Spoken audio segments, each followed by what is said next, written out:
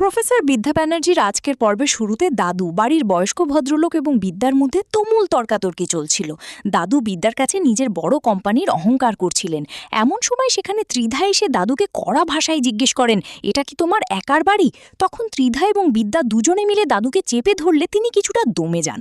এরপর দাদু বিদ্যাকে বলেন যে আর মাত্র 2 দিন পর বিদ্যার বিয়ে, তাই বিয়ের পর তিনি ঘর আলো করে শুধু একটা দুটা নাতি নাতনি চান না, বরং তাদের দিয়ে পুরো ফুটবল টিম, ক্রিকেট টিম, খো আর হকি টিম বানাতে চান। দাদুর এই অদ্ভুত কথা শুনে বিদ্যা এবং ত্রিধা দুজনেই হাসিতে ভেঙে পড়েন। এই হাসি খুশির মাঝেই বিদ্যার ফোনে পরপর 2টি কল আসে। প্রথম ফোনে যুক্তা বিদ্যাকে আশ্বস্ত করে বলে যে সে বিয়ের দিন বিদ্যার বাবাকে যে কোনো মূল্যেই হোক খুঁজে এনে বিয়ের মণ্ডপে হাজির করবে। এর পরপরই রায়া অত্যন্ত আতঙ্কিত হয়ে বিদ্যাকে ফোন করে বলে, শ্রাবণ আমাকে হুমকি করছে দিদি। বোনের এই বিপদের কথা শুনে বিদ্যা আর এক মুহূর্তও দেরি না করে তড়িঘড়ি করে ঘর থেকে বেরিয়ে যায়। এরপর বিদ্যা এবং যুক্তা সরাসরি অ্যাডভোকেট কিঙ্কর সিংহের চেম্বারে গিয়ে হাজির হয় এবং তাকে চরম চাপে ফেলে দেয়।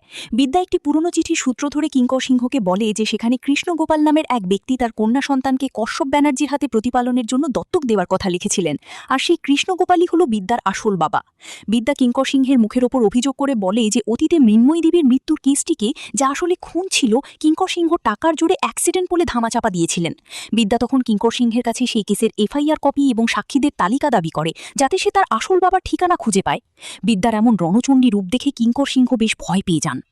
অন্যদিকে গোপাল বড়ুয়ালা তার নিজের মেয়েকে অত্যন্ত জঘন্যভাবে হুমকি দিয়ে বলে যে আজ রাতে অনেক বড় বড় লোক আসবে এবং মেয়েকে তাদের সামনে নাচতে হবে।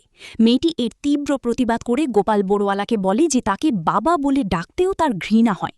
কিন্তু গোপাল বড়ুয়ালা মেয়েকে সাফ জানিয়ে দেয় সে অন্য বাবাদের মতো নয়, সে শুধু ব্যবসায়ী বোঝে।